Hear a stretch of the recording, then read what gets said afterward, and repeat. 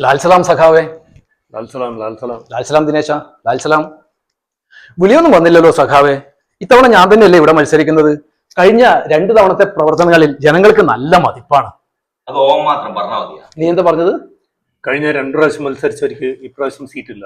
അതാ പാർട്ടി തീരുമാനം. അപ്പോ സഖാവ് വീണ്ടും മത്സരിക്കുന്നതോ? നിങ്ങള് സഖാവിനെ ചോദ്യം ചെയ്യാനാ. നീ അങ്ങ് മാറി കളയർക്കാം. എനിക്ക് സഖാവിനോടാണ് ചോദിക്കാനുള്ളത്. നീ അങ്ങ് വീട്ടിൽ പോയി ചോദിച്ചാൽ മതി. അത് കടക്ക് പുറത്ത്.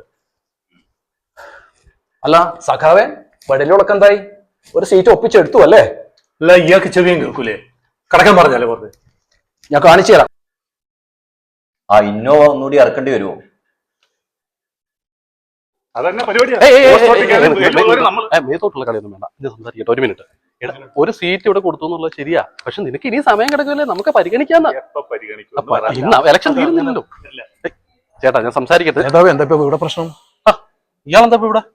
എടോ, ഇത്തവണ പാർട്ടി എനിക്ക് സീറ്റ് നിഷേധിച്ചിരിക്കുകയാണ്. അതിന് ഞാൻ വേണമെങ്കിൽ നിങ്ങളുടെ പാർട്ടിയിൽ മത്സരിക്കാം. ബെസ്റ്റ്. ഇയാളതേ അങ്ങോട്ട് നോക്കി. ആ നിൽക്കുന്ന 10,000 കണ്ടോ? അവരെല്ലാം ഈ സീറ്റിന് വേണ്ടിയിട്ട് വെയിറ്റ് ചെയ്യണതാണ്. അതിന്റെ കലാശക്കൊട്ട നിങ്ങളിപ്പോ ഇവിടെ കണ്ടോണ്ടിരിക്കുന്നത്. അതിനിടയ്ക്കാണ് ഓരോന്ന്. ഒരു കാര്യം ചെയ്യാം, ഞാൻ സ്വതന്ത്രനായിട്ട് നിൽക്കാം. നിങ്ങളുടെ സീറ്റ് നമുക്ക് തിരിച്ചു പിടിക്കാടോ. ഇയാൾ എന്തോ ഇത് പറഞ്ഞാൽ മനസ്സിലാവല്ലോ. ഒന്ന് ഇറങ്ങി പോടോ. നന്നാവില്ല. ഇവന്മാര് തമ്മി തല്ലി ഉള്ള സീറ്റും കൂടെ കളയും. നോക്കണം.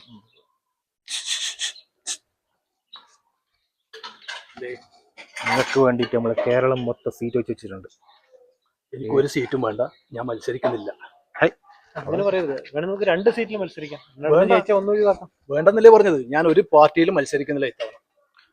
മിസോറാമിൽ ഒരു ഗവർണർ സ്ഥാനം ഒഴിവുണ്ട്. അത് നോക്കിയാലോ? ആർക്ക് വേണം? പോയാ എന്നാ നിങ്ങളിപ്പോ എന്തായാലും ചോദിച്ചതല്ലേ, പാലക്കാട് എന്റെ പേര് പാലക്കാട് ഫില്ലായി. ഫില്ലായ എന്നാ മഞ്ചേശ്വരത്ത് കിട്ടുമോ? മഞ്ചേശ്വരത്ത് വളായി പോയി. അത് ആളെ സൂചിപ്പിക്കരുത് കേട്ടാ. ഞാൻ പോവാ. ഞാൻ പോയിട്ടേ വല്ല പറമ്പിലും കളിച്ചിട്ട് എന്തെങ്കിലും ഉണ്ടാക്കാൻ നോക്കട്ടെ. എന്നാ പിന്നെ അയാൾ പോയിട്ട് അരിവാളം കൊണ്ട് കൊയ്യാൻ പോട്ട്. എന്നാലും നമ്മളിനി പര പിടിക്കുക. അതെ, ഇവിടെ അടുത്ത് എവിടെയോ ഒരു സിനിമ ഷൂട്ടിംഗ് നടക്കുന്നുണ്ട്. അതെയാ? നടന്മാരെ കിട്ടും. പോയിട്ട്